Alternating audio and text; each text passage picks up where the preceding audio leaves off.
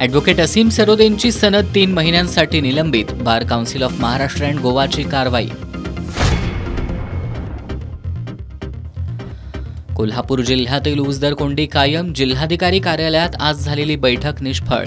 5 नोव्हेंबरला मुख्यमंत्र्यांच्या दौऱ्यावेळी आंदोलन करण्यावर शेतकरी संघटना ठाम.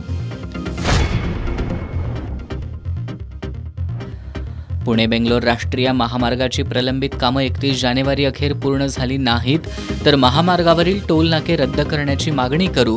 नामदार हसन मुश्रीफ यांची जिल्हाधिकारी कार्यालयातील बैठकीत माहिती. राज्यातील निवासी डॉक्टरांचा आजपासून बाह्यरुग्ण वैद्यकीय सेवांवर बहिष्कार. डॉक्टर संपदा मुंडेंना न्याय देण्याची मागणी करत आंदोलनात कोल्हापुरातील CPR-मधील डॉक्टरांचाही सहभाग.